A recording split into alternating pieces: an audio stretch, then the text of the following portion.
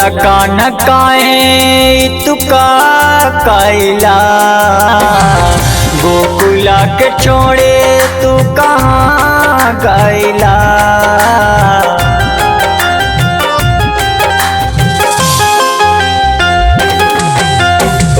बोला कान काहे तुका कैला, गोकुला के छोड़े तू कहाँ गैला। जाए जा तू ये काना नहीं कहना तू माना, हमके भूले न जाना तू त श्याम हो।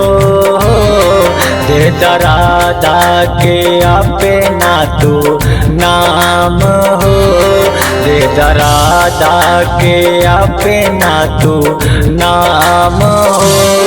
हर जन्म बन के राधा आई श्याम हो, हर जन्म बन के राधा आई श्याम हो।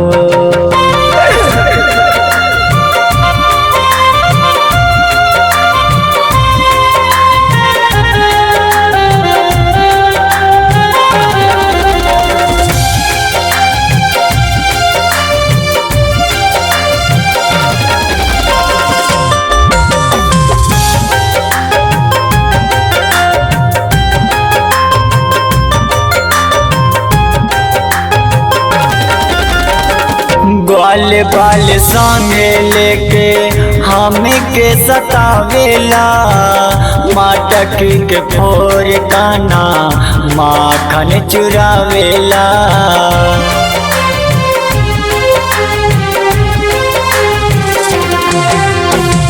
ग्वाल बाल संगे लेके हमके सतावेला, माटकी के फोर काना माखन चुरावेला। अब शिकायत न होई माई से श्याम हो, दे राधा के अपना तू नाम हो, दे राधा के अपना तू नाम हो। हर जन्म बन के राधा आई श्याम हो, हर जन्म बन के राधा आई श्याम हो।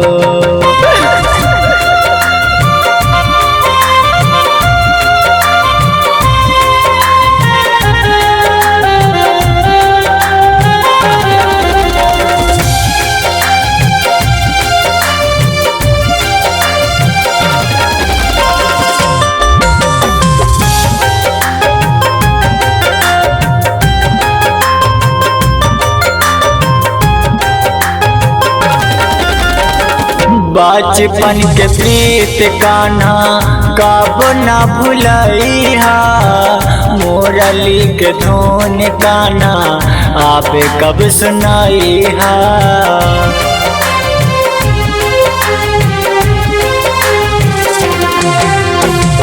बचपन के प्रीत कान्हा कब न भुलैहा, मुरली के धुन कान्हा आप कब सुनाईहा।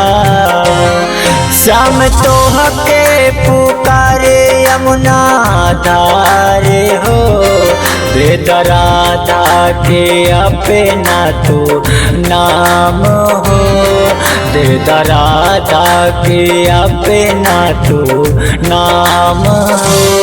हर जन्म बन के राधा आई श्याम हो, हर जन्म बन के राधा आई श्याम हो।